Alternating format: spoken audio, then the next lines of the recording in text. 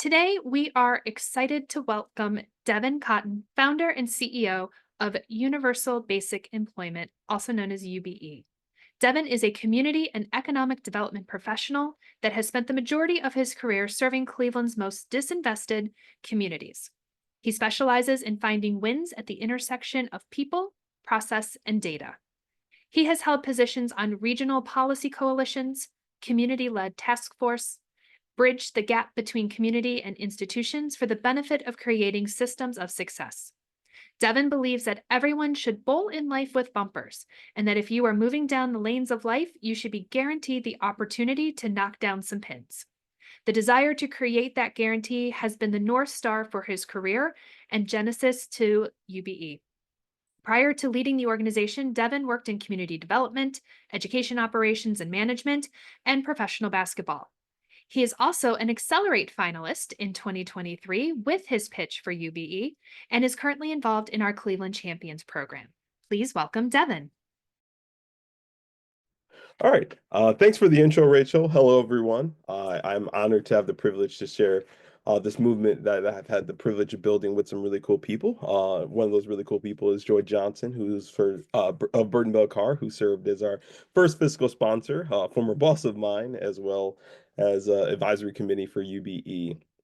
As Rachel shared, my name is Devin Cotten, and I'm the founder of Universal Basic Employment. It's exciting to be presenting for this leader lunch break on the eve of Accelerate. Accelerate served as my first opportunity to share this social innovation with the greater Cleveland community. I hope you all have gotten your tickets for tomorrow's event, which is a golden opportunity to share to support Cleveland's next crop of social entrepreneurs. Our mission at UBE is to demonstrate that a jobs guarantee policy can eliminate poverty and be a stop payment on its many symptoms.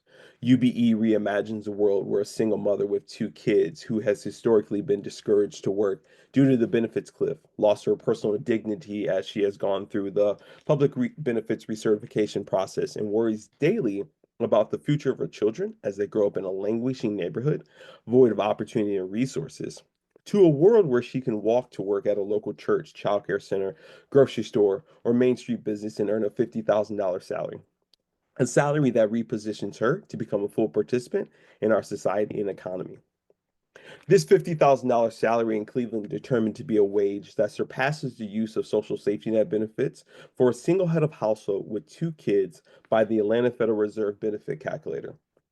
It also positions this mother to change her neighborhood as advantageous private firms now recognize her and her neighbors as customers with the resources to pay for internet, buy groceries locally, and be able to use banking services like mortgages, car loans, and credit card.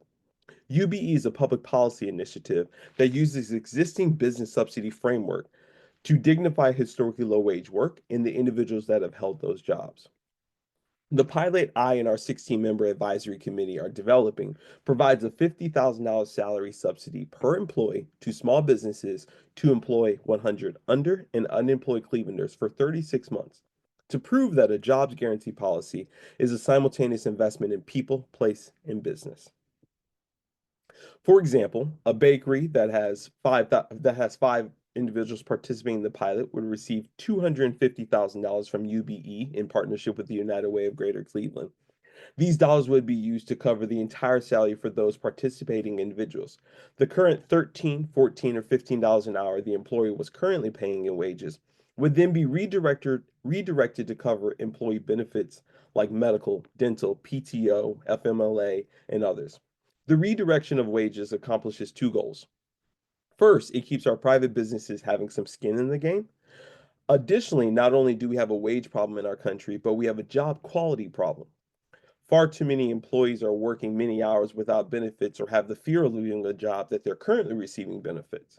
Our goal is not only to demonstrate that a subsidy to people by way of business can eliminate the symptoms of poverty that show up in our community, individuals' lives, in the workplace, symptoms like chronic illness, digital divide, employee retention, but that it also expands the capacity of small businesses, people, and communities to do more and allows our government to no longer pay to remediate so many societal burdens. UB is a tool to put cities in the position to combat the symptoms of poverty that are left at their doorstep by reinvigorating a local tax base through home ownership, sales tax, and many other revenue streams. Under the guidance of an evaluation partner, our pilot would measure the quantitative and qualitative improvements found in the lives of its participants, small businesses, and the communities they reside within. Did the business make more money? Do our pilot participants feel less stress, have more agency, increase their savings, and were able to spend more quality time with their children? Time that we know will directly translate into better educational outcomes and social emotional development. And does our community have more voters, engaged community members, and flat out look or feel different? Can UBE change the trajectory of our democracy? A democracy that we know is only as valid as the level of participation. For the duration of the pilot, to ensure their success while participating in the ability to sunset the study safely, individuals will have access to several wraparound resources that include social workers, recredentialing stipends, credit repair, and unrestricted cash to manage life transitions, and much more. Bridging past the use of social safety net benefits is extremely difficult. It's why millions of Americans have not done it yet. To ensure our participants do not just survive, but thrive throughout the pilot into the next phase of their lives, we've baked several wraparound supports into the pilot that came from the voices of the individuals that represent our target population. UBE is a people-centric movement, and as a people-centric movement, we conducted a human-centered design process where we brought in 40 of the most proximate voices to the problem to be centered in the design of the solution. 20 business partners and 20 Black women went through facilitated focus group sessions to provide direct feedback on the design, structures, impacts for support, and other measurements of success of the pilot. That report and their 12 recommendations can be found on on our website at ubemployment.org.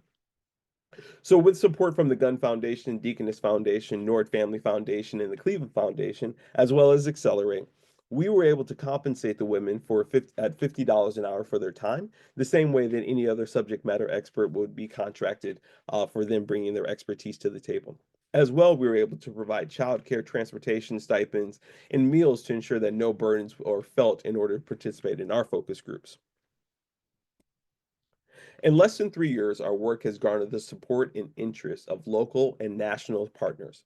National supporter Dr. Stacia West out of the University of Pennsylvania, who is the principal investigator for some of the nation's leading UBI pilots. Some of them you ever heard of, Stockton UBI, as well as other pilots across the country like Creatives Build New York, shares that she sees UBE as the bipartisan solution that walks across the country and reaches both sides of the aisle, giving confidence to our ability to achieve our goal of state and federal legislation.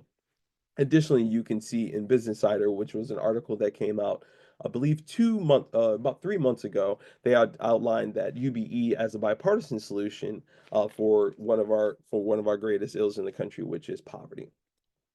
But let's talk about UBI.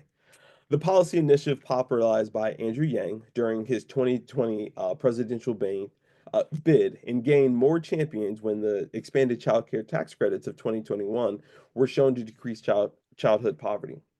While UBI has its merits, particularly in solving moments of income volatility, so for example, a tire blows out, UBI helps keep a family's stability intact from being derailed by that emergency because that UBI family can pay for a new tire. My unwavering commitment comes to UBE comes from an earned income being the gold standard for agency. Clevelanders and all people want to be the because of and writing their own story. Additionally, an earned income gives a pathway to meeting the economic thresholds that provide access to credit, capital, mortgages, and more, the wealth building tools of our country. Being able to show a bank or a car dealership and say, being able to show up to a bank or a car dealership and say, hey, I work here, I make this amount of money, therefore I qualify for this, is the agency that has been stripped from far too many of our workers and learners and neighbors. Additionally, the long-term impact that comes from an earned income is far-reaching. An individual earning a $50,000 salary in comparison to a person earning $30,000 with $20,000 in non-taxable government benefits can expect to earn $500 more a month at retirement through Social Security benefits. And earned income also has the greatest impact through sales and income tax on our government revenue. revenue that can be used to better invest in people, place, and business now that the burden of poverty has been eliminated. UBI does not change our neighborhoods because if it did, current social safety net benefits would be more than enough to send a signal to private firms so that every Cleveland neighborhood has a grocery store, a bank, and quality housing.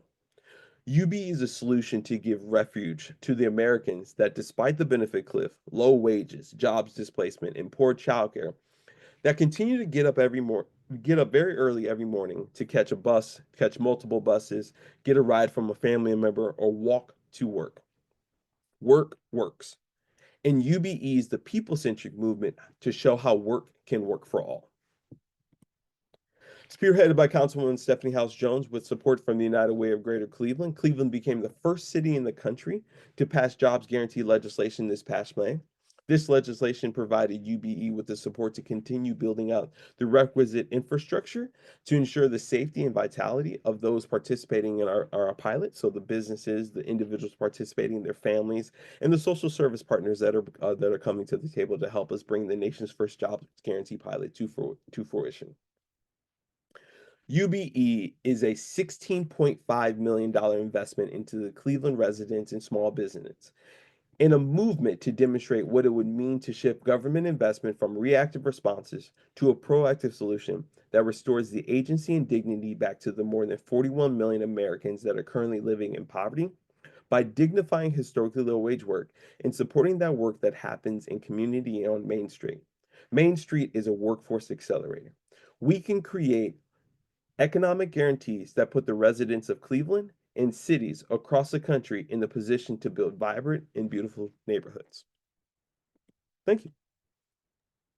Devin, thank you. So let's jump in and start talking a little bit more about some of the specifics. Can you share how will an organization really qualify for the pilot once launched? Yeah, great question. So what we're currently doing right now is working through what's government's current investment in reactive responses. So we had great partnerships and support from CMHA, the county, managed care partners, so United Healthcare and folks, to help us understand, what are the current level of SNAP, housing choice vouchers, TANF dollars, Medicaid dollars that are going into communities right now to be able to look and see what does that mean to shift that? And from that data that we were able to crunch together, and I'd like to give a shout out to our Chief Strategy Officer, Jaleese Thomas, who's on the call, who was really leading a lot of the data pulling and pulling this information together. We're able to see what the current level of reactive investment is in from the government, and then be able to show what could neighborhoods have if they didn't have, let's say, $15 million in housing choice vouchers. What could that number mean to home ownership? And so what we're going to do is map out the top 5 neighborhoods that receive or top 5 zip codes, because that level of data only goes down to the zip code level. So the top 5 zip codes that have the highest level of government investment from reactive responses. And then from there, work within the confines of those zip codes to find businesses that are willing participants to say, hey, we're willing to open up our books, we're willing to share our data with you, and we're willing to meet the parameters that you set out to see what it means to receive this level of investment, but also have the data tracking and measurement to see what we want to see on the back end, to be able to stand up a white paper and have the evaluation needed to advocate to our state and federal government to show what it means to shift government investment from a reactive response to a proactive solution. You mentioned some various funding sources as you look to launch and the kind of that ongoing model. Like, what does that funding piece look like? Yeah, no, it's a great question. It breaks down into 3 phases: private philanthropy, government, and then private donors. We want to work in partnership with government, and the legislation was a big signal to philanthropy and other partners to say, hey, we want to be in partnership with government because our ultimate resting place is not to stand up a program for X number of years ongoing. Our ultimate resting place is the goal of reaching legislation. Additionally, UBE as a direct investment into people is $16.5 million. And the folks with the capacity to do that is government. We're going to need support from localized philanthropy. We're going to need support from national philanthropy. And we've started those conversations. But ultimately, our long-term goal is to shift state and federal policy around poverty. And as you look down the road, you've mentioned a lot around evaluation and data. What will success look like? for the pilot and beyond? Yeah, that's a great question. At a very practical level, success looks like a mother being able to look at her kids and pick them up, and when they run out or they come to the car from school drop off and say, "Hey, let's go get ice cream," she's not making a business decision in that moment. It's not like, "Hey, I only have $20 left in my pocket to, make it through the rest of the week." We can go and grab an ice cream and spend $5 on two cones and talk about the day and figure out what you're learning in school, and allow that imagination run wild. Long term, it's folks in the pilot thriving out of subsidized housing to become renters at market rate housing, to be able to go into home ownership, someone feeling less stress, someone feeling like they have their own agency, someone feeling like they feel confident when they go to the grocery store that they can pull out an American Express, a Visa card, a Capital One, whatever they choose to use, and just navigate their needs and wants like everyone else. And then long term, our ultimate goal is that government begins to invest in people on the front end opposed to on the back end when bad things happen. We're really good at fixing potholes or remediating and eradicating a storm, but we're not really good at prevention sometimes. And so begin to get that narrative change and focus change that, hey, how do we make sure folks aren't in the crisis of intervention all the time? So yeah, I think today, short, medium, long is how we think about it. Is what does it look like in people feeling they have their agency, so folks changing what we call their life infrastructure, and then the long-term policy implications. And you have laid so much groundwork and built so many collaborations already. As you look at the work that you've done, what are some of those success stories you've already achieved? Yeah, I think for me, I would say professionally and personally, it's so funny. I was in a conversation when I was got the encouragement to leave my job and take UB full time. I was clamoring at trying to get folks to hear about this and tell them like, hey, this is the idea I have, and this is what I want to put in the world. I remember it was maybe a year after I started UBE, and a great supporter and a member of our advisory committee, Randy McShepard. We had a catch up meeting, and he was like, "You've become the UBE guy around the city."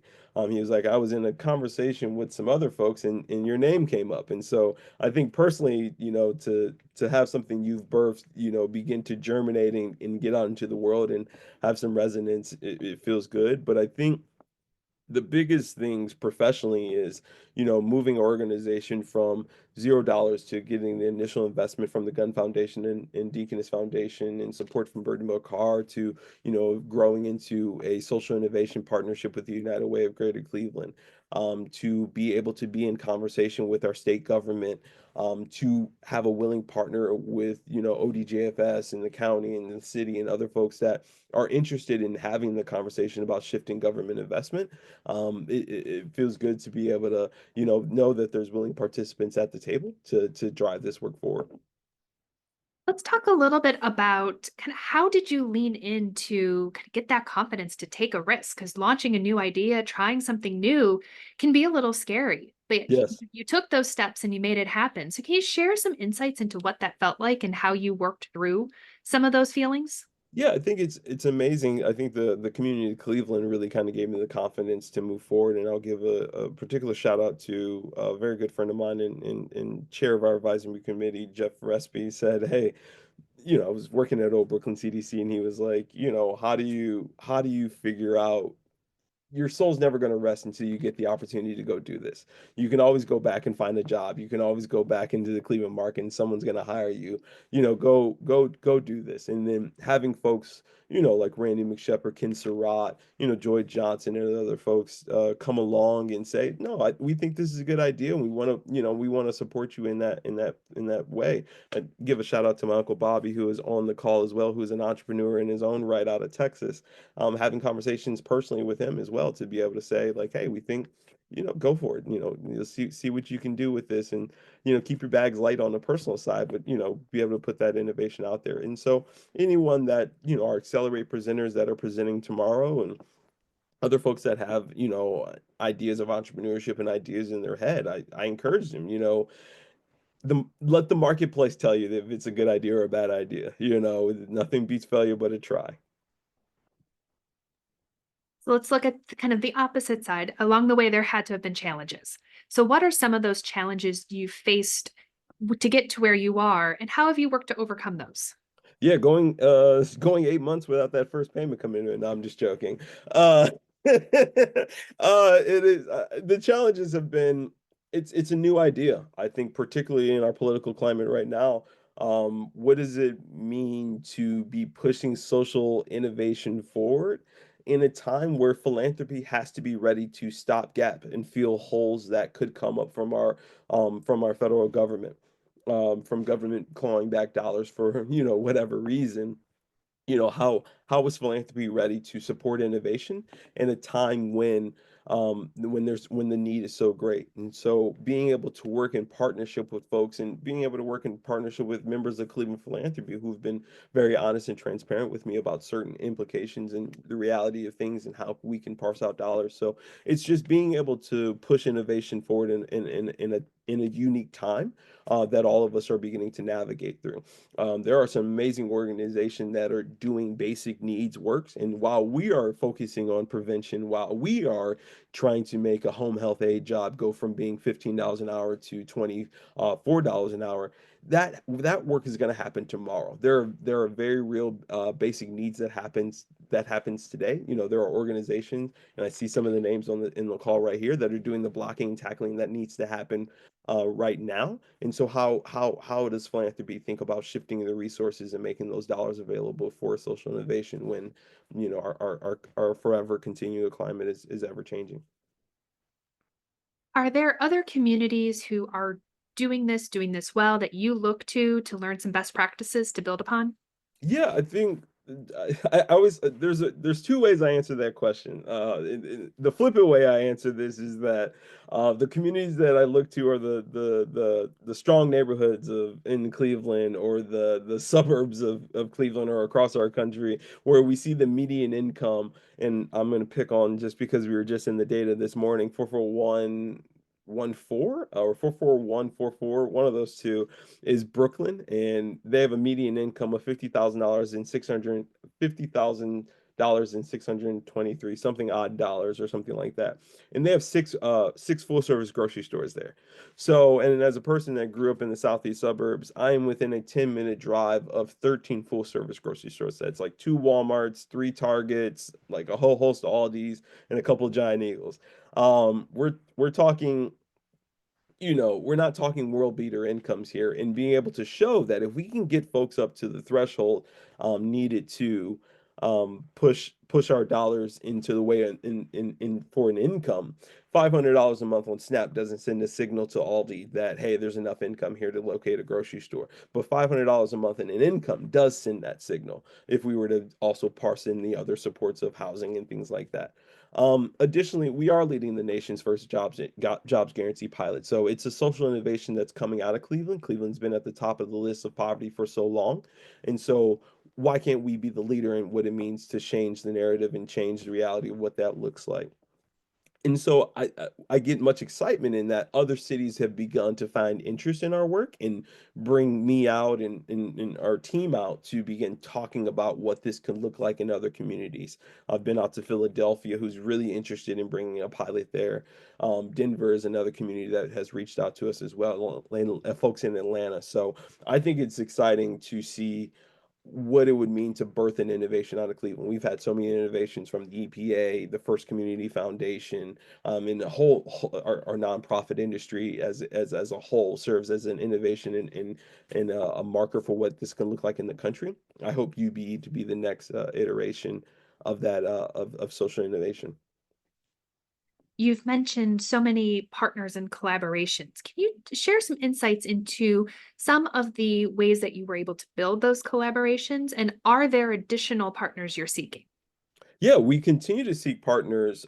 Particularly, continue to seek partners that are helping with the advocacy and narrative change to not only government and philanthropy to begin heralding the good news that we can begin investing on the front end instead of the back end. Additionally, the infrastructure needed to build out the pilot is continuing ever evolving. I call it the scaffolding. As the son of a skilled tradesman, I think about things in scaffolding. So it's like the scaffolding to get folks to successfully build and do the work that's necessary. So, we're working to help for educational re-credentialing stipends. So we need education partners. We know that folks, $50,000 works if you're at $0 of debt in month. But similar to the way that money begets money, poverty and debt begets debt.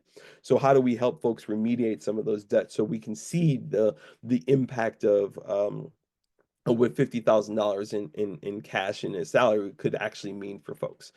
So it's continuing thinking and working through the scaffolding necessary to support the pilot participants. So again, so not only that they survive the pilot, but that they thrive into the next phase of the work. So, as you look ahead for the work that's coming, what Mhm. are some of those very next steps that you and your team are taking to get ready to launch? Yeah, so we will be sharing with our advisory committee tomorrow our top 5 neighborhoods to begin evaluating. And so at some point in time, we will make that data public.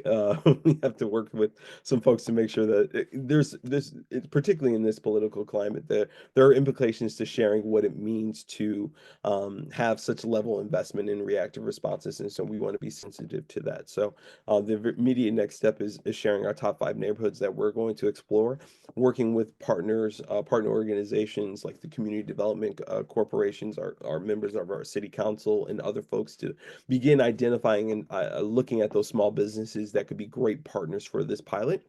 Building up that scaffolding to support our pilot participants, and then working with our evaluation partner, Economic Mobility, to begin writing out the actual research study that we're going to evaluate and measure. And this all runs up to us launching the nation's first jobs guarantee pilot by mid 2026. And for those of us on the call, how can we best support you in your work to make that launch happen next year?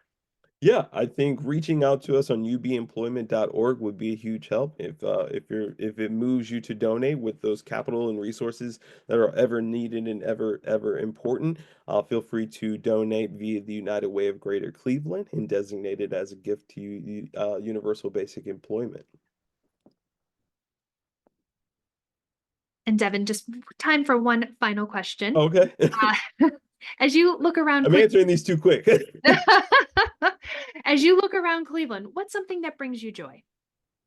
What is something that brings me joy? Oh, this is feels like a soul check by Third Space. What brings me joy? I think the idea that, as a grandson of the southeast side and the Lee Seville neighborhood, Lee Miles neighborhood, being able to drive down Lee Road, and seeing a community that I care about so much, where folks have the agency to go to work, folks have the agency to take care of their family, folks have the agency to buy homes, and that I jokingly share with I quote him often. He knows that I won't share his name, but I quote him often. Is that county administrator was saying, if I could find something else to do, and then instead of administer public benefits, I would happily find something else to do.